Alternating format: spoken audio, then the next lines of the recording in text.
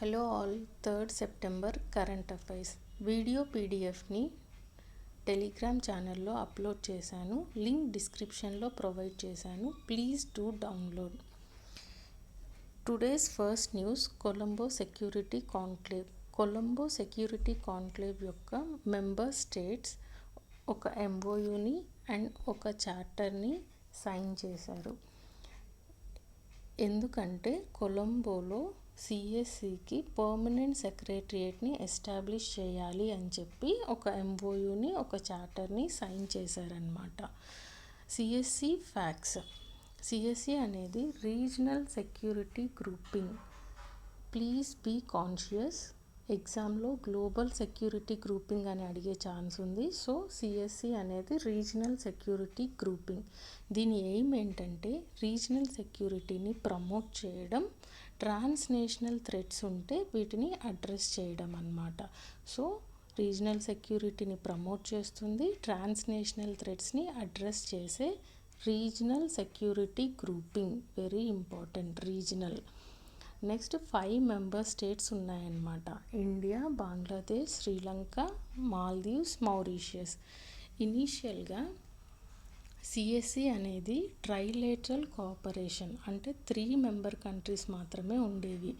India, Maldives, Sri Lanka కలిపి maritime security కోసం ఒక ట్రైలేటర్ కోఆపరేషన్కి వచ్చి దానికి కొలంబో సెక్యూరిటీ కాన్క్లేవ్ అన్నారు. ఈవెన్చువల్గా అది 5 మెంబర్ గ్రూపింగ్గా ఎమర్జ్ అయింది.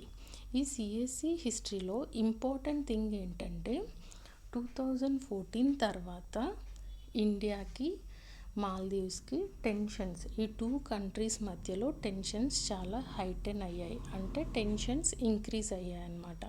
సో ఈ గ్రూపింగ్ అనేది ఒక స్టాండ్ స్టిల్ స్టేజ్కి వచ్చింది, అంటే దాని తర్వాత అది ఇన్యాక్టివ్గా ఉంది అని చెప్పుకోవచ్చు. 2020లో ఇది రివైవ్ అయింది. కొలంబో సెక్యూరిటీ కాన్క్లేవ్ అనే గ్రూపింగ్ 2020లో రివైవ్ అయింది. ఎలా? మౌరీషియస్ అనేది మెంబర్గా యాడ్ అయిందనమాట ఈ గ్రూపింగ్కి. Most recent one or most recent member Bangladesh. So 2014లో స్టాండ్ స్టిల్లోకి వెళ్ళింది, 2020 నుంచి రివైవ్ అయింది. ఈ 5 మెంబర్ గ్రూపింగ్కి సించలిస్ అనేది అబ్జర్వర్ నేషన్ స్టేటస్ని ఎంజాయ్ చేస్తుందన్నమాట. ఇది కూడా గుర్తుపెట్టుకోవాలి, అడిగితే అడగొచ్చు ప్రిలిమ్స్లో. సో ఈ గ్రూపింగ్ కింద మెంబర్ నేషన్స్ యొక్క national security advisers, deputy national security advisers meet అయ్యి డిస్కషన్స్ని హెల్ప్ చేసుకుంటారనమాట. ఈ కొలంబో సెక్యూరిటీ కాన్క్లేవ్కి 5 పిల్లర్స్ ఉన్నాయి.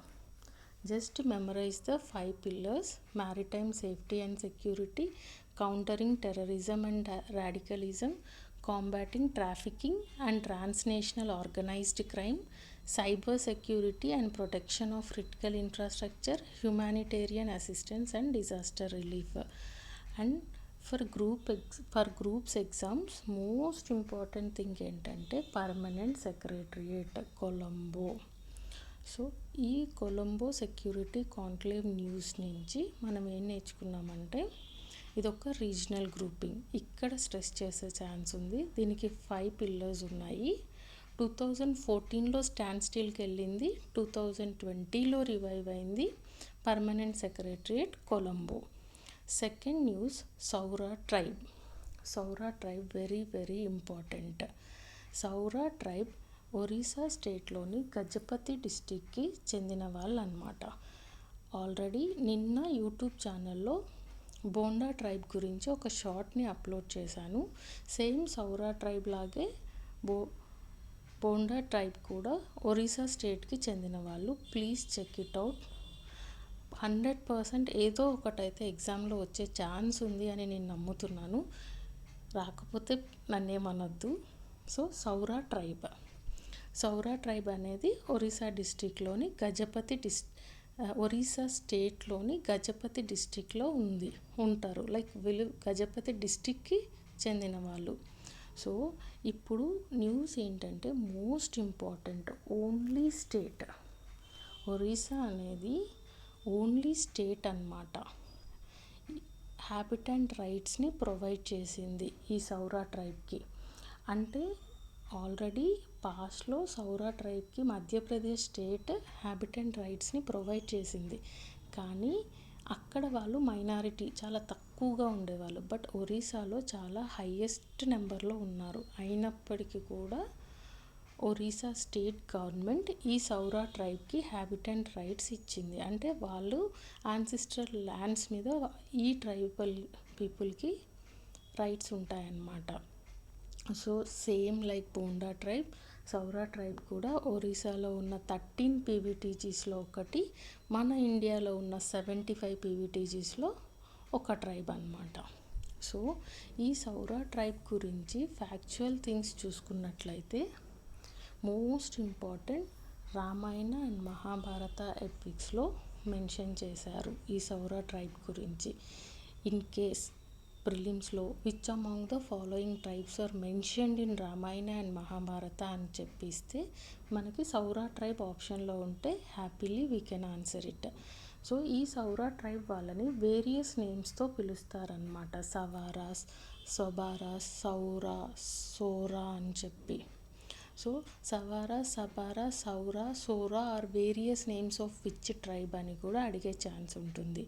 సో ఈ సౌరా ట్రైబ్ వాళ్ళది ఒరిస్సా మెయిన్లాండ్ అయినప్పటికీ స్మాల్ నెంబర్ ఆఫ్ పీపుల్, అంటే తక్కువ జనాభా ఆంధ్రప్రదేశ్, జార్ఖండ్, మధ్యప్రదేశ్, అస్సాంలో కూడా వీళ్ళు కనిపిస్తారనమాట. సో ఏపీపీఎస్సి ప్రిపేర్ అయ్యే స్టూడెంట్స్ చాలా ఇంపార్టెంట్ అని నోట్ చేసుకోండి. For mains APPSC group 1 mains or group 2 అడిగే ఛాన్స్ ఉంది. We can also mention it as a reference. Like Saura tribe వాళ్ళకి ఒరిస్సా స్టేట్ గవర్నమెంట్ హ్యాబిటెంట్ రైట్స్ని ప్రొవైడ్ చేసింది. ఫ్యూ పీపుల్, సౌరా ట్రైబ్కి చెందిన ఫ్యూ పీపుల్ కూడా ఆంధ్రప్రదేశ్లో ఉన్నారు అని చెప్పి మనం మెన్షన్ చేయొచ్చు. Next language. ఈ సౌరా ట్రైబ్ వాళ్ళ లాంగ్వేజ్ చూసుకున్నట్లయితే సోరా అనేది వాళ్ళ లాంగ్వేజ్. ఇది మున్నా లాంగ్వేజ్ గ్రూప్కి చెందినది. అయితే ఈ లాంగ్వేజ్కి, సోరా అనే లాంగ్వేజ్కి స్క్రిప్ట్ కూడా ఉంది. So some of the tribal లాంగ్వేజెస్కి స్క్రిప్ట్ ఉండదు, బట్ సోరా లాంగ్వేజ్కి స్క్రిప్ట్ ఉందన్నమాట. సో ఈ సోరా ట్రైబల్ పీపుల్ అందరూ వీళ్ళ రేషియల్ అఫినిటీ అనేది ప్రోటో ఆస్ట్రలాయిడ్ ఫిజికల్ క్యారెక్టర్స్ ఉంటాయన్నమాట వీళ్ళకి. సో ప్రోటో ఆస్ట్రలాయిడ్ ఫ్యామిలీకి చెందిన వాళ్ళని మనం చెప్పుకోవచ్చు. మోస్ట్ ఇంపార్టెంట్ టర్మినాలజీ ఏంటంటే టాన్ టాంగ్బో దేన్ని రిఫర్ చేస్తుంది అని కూడా చెప్పొచ్చు. టాంగ్బో అనేది ఒక డైయింగ్ టాటూయింగ్ ట్రెడిషన్. ఏం లేదండి, టాటూస్ వేసేది. సో టాంగ్బో అనేది ఏ ట్రైబల్ గ్రూప్కి అఫిలియేట్ అయిన ఆర్ట్ అనైనా అడుగుతారు, లేకపోతే టాంగ్బో అంటే ఏంటి, ఏ ఆర్ట్ అని కూడా అడిగే ఛాన్స్ ఉంటుందన్నమాట. So dyeing tattooing tradition. Next terminology ఏంటంటే కిటుంగ్సం అనేది name of the village Guardian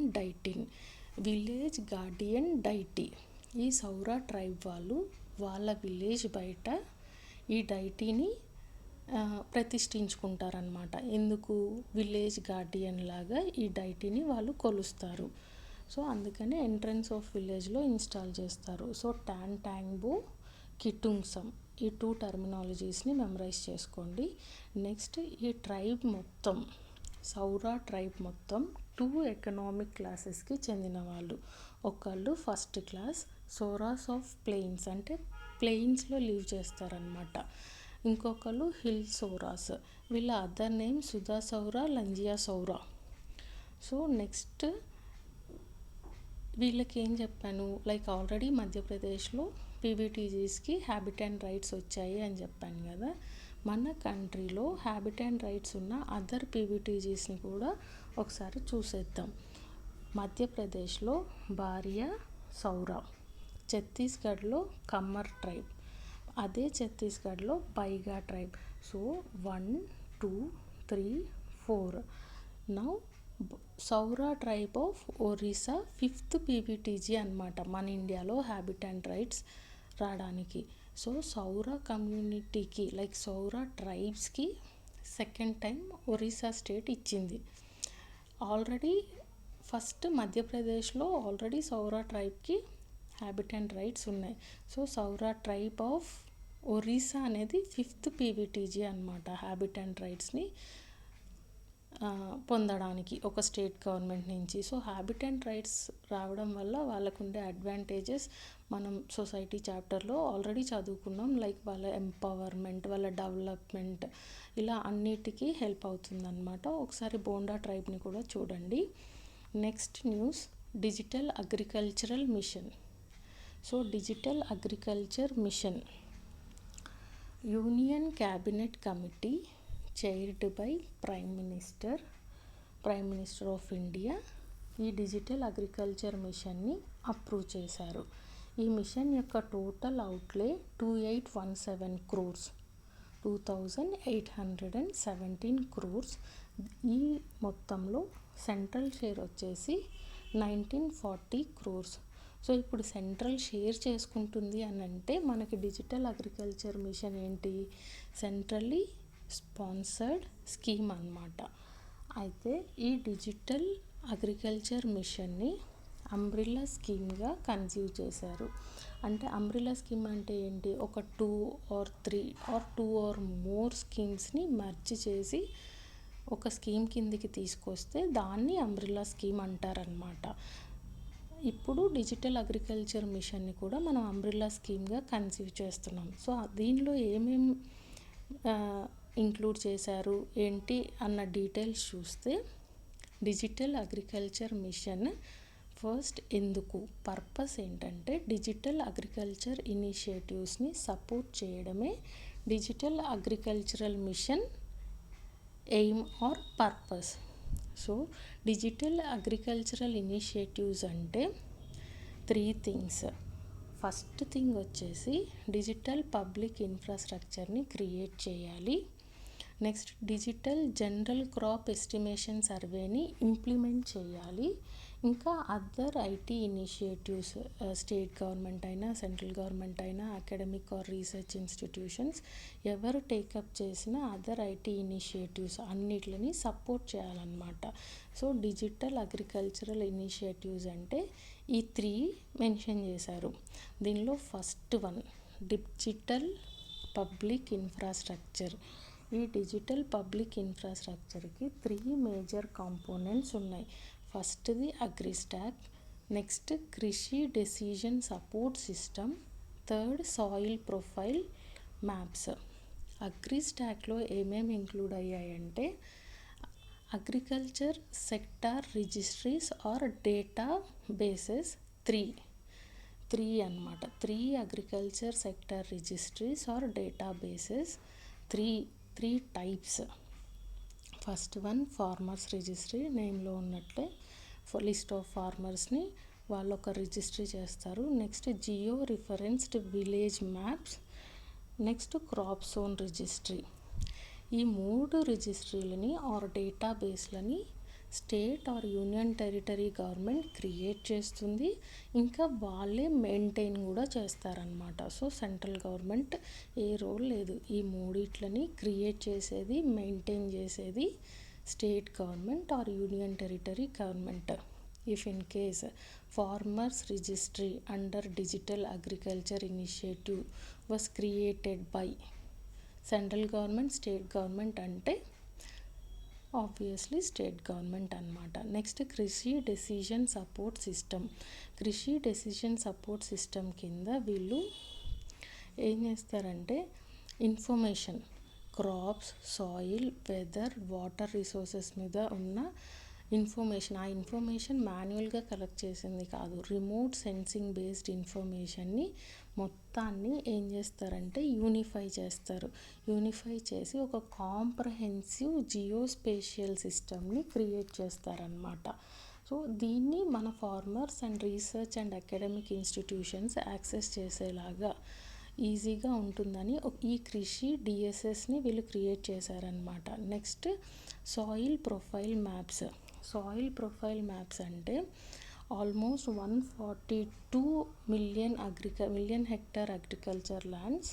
please corrected million hectare agriculture ల్యాండ్స్ని మ్యాపింగ్ చేస్తారు. ఆల్రెడీ అబౌట్ 29 మిలియన్ హెక్టార్ ల్యాండ్ని కవర్ చేశారనమాట. అయితే ఈ మ్యాప్స్ యొక్క రిజల్యూషన్ తీసుకుంటే 1:10,000 స్కేల్లో ఉంటుంది. గుర్తుపెట్టుకోవడానికి ట్రై చేయండి. In case group 2 or group 3 ఎగ్జామ్లో అడిగే ఛాన్స్ ఉంటుంది. నెక్స్ట్ ఈ డిపిఐ ఉంది కదా, డిపిఐ డిజిటల్ పబ్లిక్ ఇన్ఫ్రాస్ట్రక్చర్. ఈ డిజిటల్ పబ్లిక్ ఇన్ఫ్రాస్ట్రక్చర్ అనేది ఓపెన్ సోర్స్ ఐడెంటిటీ ప్లాట్ఫామ్ అన్నమాట.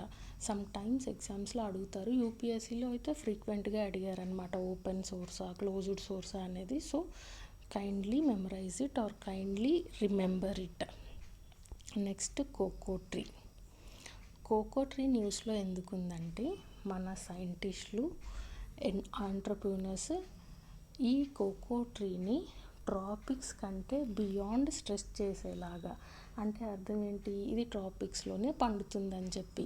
సో ట్రాపిక్స్ కంటే బియాండ్ స్ట్రెచ్ చేసేలాగా, అంటే వేరే దగ్గర కూడా ఈ కోకో ట్రీని పండించేలాగా రీసెర్చ్ ఆర్ వర్కింగ్ అనమాట. వాళ్ళు దాటి కోసం ట్రై చేస్తున్నారు.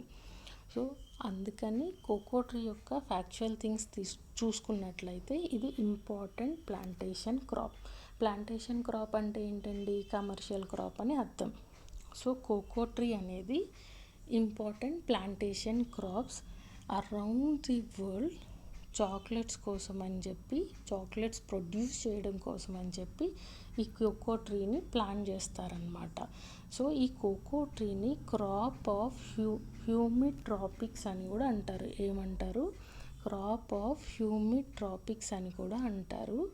ఇది అమెజాన్ బేసిన్కి, సౌత్ అమెరికాకి నేటివ్ అన్నమాట. సో అమెజాన్ బేసిన్కి, సౌత్ అమెరికాకి నేటివ్ అంటే మన ఈక్వేటర్కి 20 degrees నార్త్ అండ్ సౌత్ డైరెక్షన్లో ఈ కోకో ట్రీ ఎక్కువగా కల్టివేట్ చేస్తారు. ఎందుకంటే ఈ కోకో ట్రీకి వార్మ్ వెదర్ కావాలి, అబాండెంట్ రెయిన్ఫాల్ కావాలన్నమాట.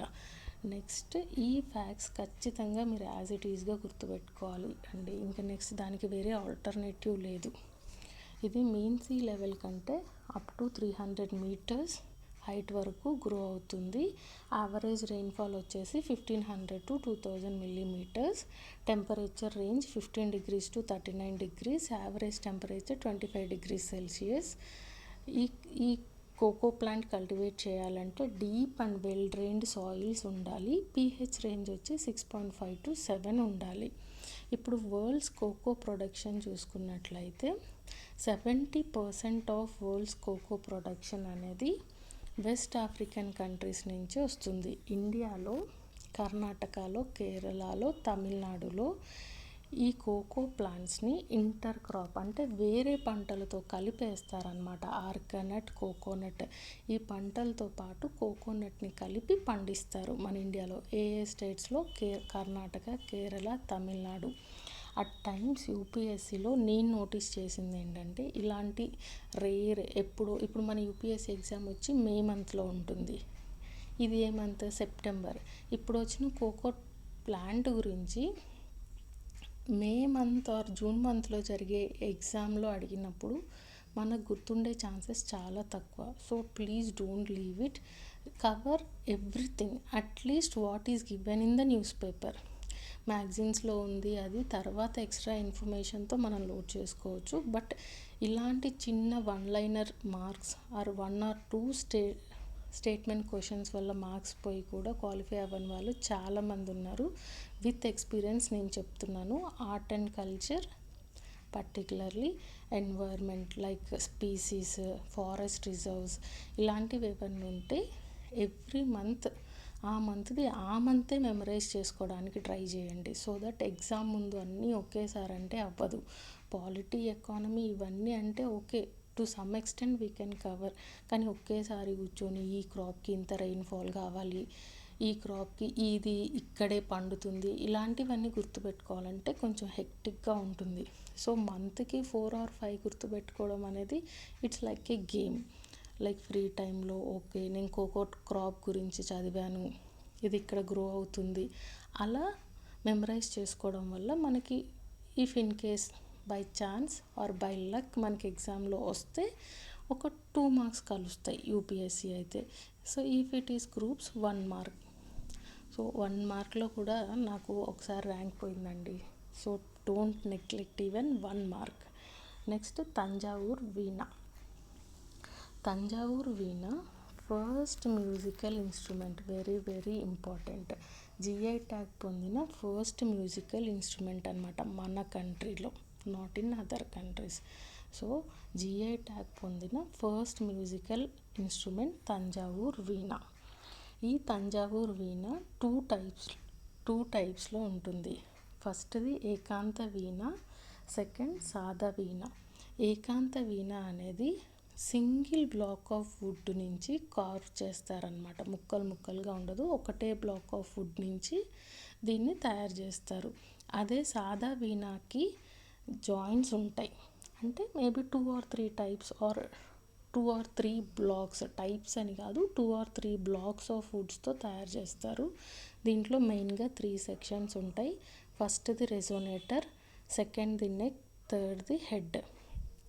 ఈ తంజావూర్ వీణలో 24 ఫిక్స్డ్ ఫ్రెట్స్ ఉంటాయి, అంటే మీటులు, రాగాలనిచ్చే మీటులు అన్నమాట. సో ఆల్ రాగాస్ని మనం ప్లే చేయొచ్చు. ఈ తంజావూర్ వీణని జాక్ ఫ్రూట్ ట్రీ, అదేనండి పనసపండు, జాక్ ఫ్రూట్ ట్రీ యొక్క ఫ్రెష్ బార్క్ నుంచి ఈ తంజావూర్ వీణని తయారు చేస్తారనమాట.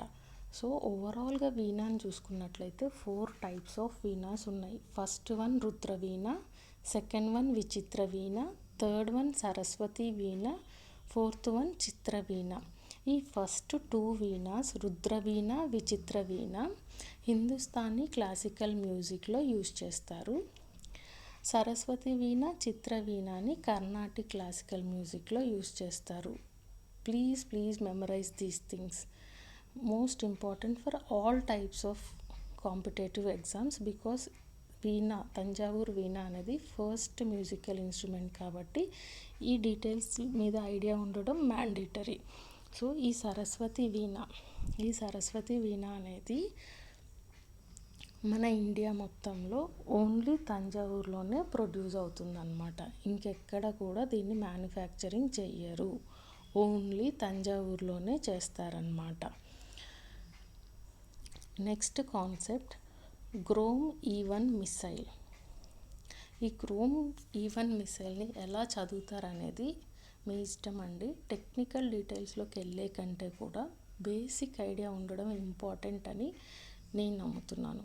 సో టెక్నికల్ డీటెయిల్స్ కావాలి అనుకుంటే మళ్ళీ ఇంకొక పీడిఎఫ్లో చేద్దాం, లైక్ దాని డిస్టెన్స్ ఏంటి, దాని రేంజ్ ఏంటి, అవన్నీ. ఇక్కడైతే గ్రోమ్ E1 మిసైల్ని రష్యా మన ఉక్రెయిన్లో ఉన్న కార్కివ్ని హిట్ చేసిందనమాట, ఈ గ్రోమ్ E1 మిసైల్ని యూస్ చేసి.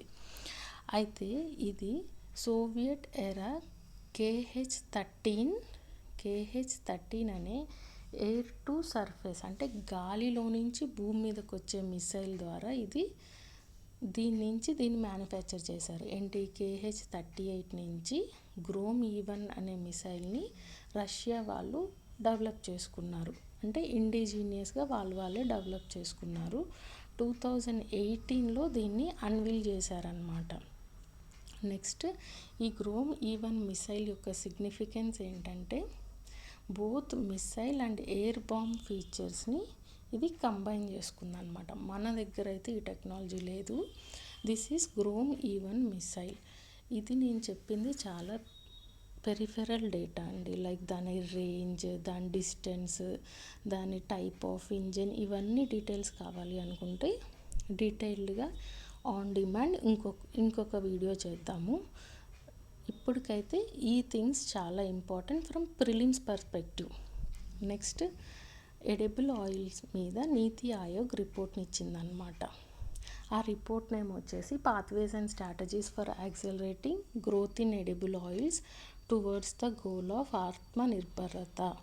దీన్ని ఇంత పెద్ద పేరు గుర్తుపెట్టుకోవాల్సిన అవసరం లేదు, కానీ ఎవరికైనా అడిషనల్ ఇన్ఫో కావాలి అంటే గూగుల్ చేసుకుంటారని చెప్పి టైటిల్ని ప్రొవైడ్ చేశాను. Please don't try to memorise the title. Just if in case మీకు మెయిన్స్ ఆన్సర్లో కోట్ చెయ్యాలి అనుకున్నా కూడా just NITI Aayog report on edible oils అని సోర్స్గా కోట్ చేసి ఈ హైలైట్స్ రాసుకుంటే సరిపోతుంది. ఇక్కడ కూడా నేను ఇంపార్టెంట్ హైలైట్స్ మాత్రమే ప్రొవైడ్ చేశాను. ఇంకా డీటెయిల్స్ కావాలంటే రిపోర్ట్ ఇంటర్నెట్లో అవైలబుల్గానే ఉంది. ఇఫ్ ఆన్ డిమాండ్ టెలిగ్రామ్ ఛానల్లో కూడా అప్లోడ్ చేస్తాను. సో నీతి ఆయోగ్ రిపోర్ట్ యొక్క highlights: India's edible vegetable oil sector అనేది గ్లోబల్గా అంటే అన్ని కంట్రీస్తో పోలిస్తే 4th ప్లేస్లో ఉన్నాం. ఫస్ట్ వచ్చేసి USA, second China, third Brazil. మన ఇండియా ప్లేస్ ఏంటి? 4th. నెక్స్ట్ మన కంట్రీలో 7 major oil seed growing states: Maharashtra, Madhya Pradesh, UP, Haryana, Andhra Pradesh, Karnataka. Just memorise it like that. Over past decades అంటే గడిచిన దశాబ్దాలు చూసుకున్నట్లయితే per capita consumption of edible oil అంటే ఒక్క మనిషి ఎంత ఎడిబుల్ ఆయిల్ అంటే మనం వంటల్లో వాడుకొని మనం తినే oil, not for hair oil like that. ఆ ఎడిబుల్ ఆయిల్ని కన్జంప్షన్, ఒక్కొక్క మనిషి కన్జంప్షన్ అనేది ఇంక్రీజ్ అయిందనమాట. ప్రజెంట్ 19.7 kgs per yearగా ఉంది per capita edible oil consumption. ఈ రిపోర్ట్ నుంచి అయితే ప్రిలిమ్స్ పర్స్పెక్టివ్లో ఈ 3 పాయింట్స్లో లైక్ ఈ as per NITI Aayog report following 7 are major oil seed producing states అన్నారనుకోండి, ఏదైనా ఒక్క స్టేట్ తప్పిస్తాడు. కానీ మనం ఫ్లోలో 7 స్టేట్స్ ఉన్నాయిలే అనుకొని అది ట్రూ అని పెట్టేస్తాము, లేకపోతే స్టేట్మెంట్ 1 ఈజ్ కరెక్ట్ అంటాం. సో ఈ 3 అయితే కాన్షియస్గా నేర్చుకోండి. First added information is your choice. Next topic Japan's heat resistant rice. మన జపాన్ కంట్రీ వాళ్ళు రైస్ మొక్కని అంటే ప్యాడీ క్రాప్ని హీట్ రెసిస్టెంట్గా ఉండేలాగా తయారు చేశారు. అంటే జపాన్లో గతంలో ఎక్స్ట్రీమ్ హీట్ వల్ల వాళ్ళకి huge amount of paddy loss అయిందనమాట. సో నెక్స్ట్ టైం ఆ ప్రాబ్లం రిపీట్ అవ్వకుండా వీళ్ళు ఈ వెరైటీ ఆఫ్ రైస్ని తయారు చేశారు. దాని పేరు Hemi Hokoro. Very very very important. Hemi Hokoro అనేది దేన్ని రిలేట్ చేస్తుంది, లేకపోతే Hemi Hokoro is a type of rice developed by which country? ఇలాంటి క్వశ్చన్స్ అడుగుతారు. So you have to remember it. So ఈ జపాన్ హీట్ రెసిస్టెంట్ రైస్ని cross pollination process ద్వారా develop చేశారు. క్రాస్ పొలినేషన్ ప్రాసెస్ ఏంటంటే ఒక్క ప్లాంట్ నుంచి పోలెన్ని తీసుకొని అనదర్ ప్లాంట్కు ఉన్న స్టిగ్మాకి ట్రాన్స్ఫర్ చేస్తారు. సో ఒక ప్లాంట్ నుంచి పోలెన్ని తీసుకొని అనదర్ ప్లాంట్కు ఉన్న స్టిగ్మాకి ట్రాన్స్ఫర్ చేసేదాన్నే క్రాస్ పాలినేషన్ ప్రాసెస్ అంటారు. దీనివల్ల ఏంటంటే విగర్ అనేది ఎన్హాన్స్ అవుతుంది, ఆ క్రాప్ యొక్క విగర్. ఇంకా ఆ క్రాప్కి డిసీజ్ రెసిస్టెన్స్ చాలా బెటర్ అవుతుందన్నమాట. దేనివల్ల? క్రాస్ పాలినేషన్ ప్రాసెస్ వల్ల. జపాన్ వాళ్ళు కూడా ఈ ఎమి హొకోరో అనే రైస్ వెరైటీని క్రాస్ పాలినేషన్ యూస్ చేసి డెవలప్ చేశారు. నెక్స్ట్ న్యూస్ వచ్చేసి ఇండియాస్ 5th సెమీకండక్టర్ యూనిట్. ఈ India's 5th semiconductor unit Sanath గుజరాత్లో పెట్టేలాగా మన యూనియన్ క్యాబినెట్ అప్రూవ్ చేసిందనమాట. అంటే గ్రీన్ లైట్ ఇచ్చింది. ఎవరికి ఇచ్చింది? కేన్ సెమీకండక్టర్ ప్రైవేట్ లిమిటెడ్ అనే సంస్థకి. సో మన union cabinet Kaynes Semicon private limited అనే సంస్థకి సనంద్ గుజరాత్లో ఒక సెమీకండక్టర్ యూనిట్ని పెట్టుకోండి అని పర్మిషన్ ఇచ్చారు. ఈ సనంద్ యూనిట్ అనేది 5th సెమీకండక్టర్ యూనిట్. దీన్ని ఏ మిషన్ కింద ఎస్టాబ్లిష్ చేస్తున్నారు? ఇండియా సెమీకండక్టర్ మిషన్ కింద. సో ఈ మిషన్ కింద ఎస్టాబ్లిష్ అయింది కాబట్టి మన యూనియన్ గవర్నమెంట్ ఈ కేన్ సెమీకాన్ ప్రైవేట్ లిమిటెడ్ వాళ్ళకి ఫినాన్షియల్ అసిస్టెన్స్ని కూడా ప్రొవైడ్ చేస్తారు. So factual things about Indian semiconductor mission 2021లో లాంచ్ చేశారు. Total outlay 76,000 crore rupees under ministry of information and technology. Aim వచ్చేసి ఒక sustainable semi conductor and display ఎకోసిస్టమ్ని డెవలప్ చేయడమే ఎయిమ్. ఎలా డెవలప్ చేస్తారు? కంపెనీస్కి ఫైనాన్షియల్ సపోర్ట్ ఇచ్చి డెవలప్ చేస్తారనమాట. Semi conductor ecosystem, display ecosystem.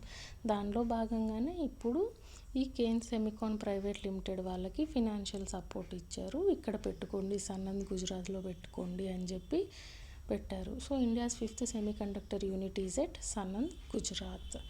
Next topic Brunei Darussalam. Brunei Darussalam అనేది ఒక నేషన్. దీనికి మన మోడీ గారు ఫస్ట్ టైం విజిట్ చేశారనమాట. So very important. బ్రూనై దారుసల్లంకి ఇది సౌత్ ఈస్ట్ ఏషియాలో ఉంది. ఈ నేషన్ 2 అన్కనెక్టెడ్ పార్ట్స్, అంటే 2 ముక్కలుగా ఉంటుందన్నమాట. ఐలాండ్ ఆఫ్ బోర్నియో ఉంది కదా సౌత్ ఈస్ట్ ఏషియాలో, దీనికి నార్త్ కోస్ట్లో ఉంటుందన్నమాట. ఏంటిది? బ్రునై దారుసల్లం అనేది. సో ఈ బ్రునై దారుసల్లంకి నార్థన్ కోస్ట్ లైన్ వచ్చేసి సౌత్ చైనా సీ. ఈ నార్థన్ కోస్ట్ లైన్ తప్పనిచ్చి ఈస్ట్, వెస్ట్, సదర్న్ సైడ్లు మొత్తం కూడా సారావక్ అనే మలేషియన్ స్టేట్తో కవర్ అయి ఉంది. సో క్వశ్చన్ ఇలా కూడా ఉండొచ్చు. A nation covered by Malaysian state on 3 sides and with northern boundary as South China Sea అన్నా కూడా మనం ఆన్సర్ చేసేలాగా ఉండాలి. సో ఏం లేదండి, 3 sides సారావక్ అనే మలేషియన్ స్టేట్ ఉంది. ఒక నార్థన్ బార్డర్ మాత్రమే సౌత్ చైనా సీతో ఉంది. ఆ స్టేట్ ఏంటి, లేకపోతే ఆ నేషన్ ఏంటి అని అడిగితే బ్రునై దారుసల్లం అని గుర్తుపెట్టుకోండి. ఈ బ్రునై దారుసల్లం అనేది కామన్వెల్త్లో, ఆసియాన్లో ఒక మెంబర్ అన్నమాట. సో మోడీ ఏం చేశారు, ఫస్ట్ ఎవర్ టైం విజిట్ చేశారు ఈ బ్రునై దారుసల్లంకి. మ్యాపింగ్ పాయింట్ ఆఫ్ వ్యూలో కూడా చాలా ఇంపార్టెంట్. యాక్చువల్లీ నేను ఇంక్లూడ్ చేద్దాం అనుకున్నాను, but sorry I forgot it. Please do Google it, just a couple of seconds work, but చాలా ఇంపాక్ట్ఫుల్గా ఉంటుంది. Next topic justice Nawab Singh committee. మన సుప్రీం కోర్ట్ ఈ కమిటీని అపాయింట్ చేసింది. ఎందుకంటే మనందరికీ తెలిసినట్టు శంభూ బార్డర్ దగ్గర చాలా రోజుల నుంచి ఫార్మర్స్ ప్రొటెస్ట్ చేస్తున్నారు. ఎందుకు ప్రొటెస్ట్ చేస్తున్నారు అని అంటే ఎంఎస్పి ఉంది కదా, మన క్రాప్స్కి ఇస్తారు. ఆ ఎంఎస్పిని లీగలైజ్ చేయమని చెప్పి ఫార్మర్స్ ప్రొటెస్ట్ చేస్తున్నారు. వీళ్ళ ప్రొటెస్ట్కి రెస్పాన్స్గా సుప్రీంకోర్టు జస్టిస్ నవాబ్ సింగ్ కమిటీని ఫార్ములేట్ చేసింది. ఈ నవాబ్ సింగ్ కమిటీ అనేది 5 members కమిటీ. ఈ జస్టిస్ నవాబ్ సింగ్ చూసుకున్నట్లయితే హర్యానా హైకోర్టుకి ఇతను ఎక్స్ జస్టిస్ అనమాట. So justice Nawab Singh committee is related to MSP, లేకపోతే committee on MSP, recent committee on MSP అని కూడా అడిగే ఛాన్సెస్ ఉంటాయి. ఇన్నిసార్లు చెప్పడానికి ఒకటే కారణం అండి, మనకి నెక్స్ట్ డిసెంబర్ వరకు అక్టోబర్లో గ్రూప్ 1 మెయిన్స్, నవంబర్లో గ్రూప్ 3, డిసెంబర్లో గ్రూప్ 2. ఈ ఎగ్జామ్స్ కాకుండా ఇంకా చాలా kind of exams and Telangana group calendar కూడా ఉంది. కాబట్టి ఏ ఎగ్జామ్కైనా ఆ ఎగ్జామ్ డేట్ నుంచి అట్లీస్ట్ 6 months కరెంట్ అఫైర్స్ అనేది మ్యాండేటరీ. సో కుదిరినంత వరకు ఏ రోజుది ఆ రోజు కంప్లీట్ చేయడానికి ట్రై చేయండి. ఇఫ్ ఇన్ కేస్ మీకు చదవడానికి వీలైనప్పుడు ఖాళీ టైంలో వీడియోస్ విన్నా కూడా మన సబ్కాన్షియస్ మెమరీలో ఉంటుంది. So last and final topic for today is 23rd law commission. మన 22nd లా కమిషన్ అనేది August 31కి ఎండ్ అవుతుంది. సో అందుకని మన సెంట్రల్ గవర్నమెంట్ గెజెట్ నోటిఫికేషన్ ద్వారా 23rd లా కమిషన్ని కాన్స్టిట్యూట్ చేసిందనమాట. ఈ 23rd లా కమిషన్కి చైర్పర్సన్ వచ్చేసి incumbent or present supreme court judge, members high court judges. Total strength వచ్చి chairman plus 4 members. 23rd law commission strength ఏంటి అని అడిగినా మనం చెప్పేలాగా ఉండాలి. ఈరోజు వీడియోలో చాలా కరెంట్ అఫైర్స్ ఉన్నాయి, కుదిరినంత వరకు కవర్ చేయడానికి ట్రై చేశాను. ఇంకా నవరత్న స్టేటస్ వచ్చింది ఒక 3 industries. అది నేను షార్ట్స్ రూపంలో ఇంక్లూడ్ చేయడానికి ట్రై చేస్తాను. Please do follow, like, share and subscribe. Thank you.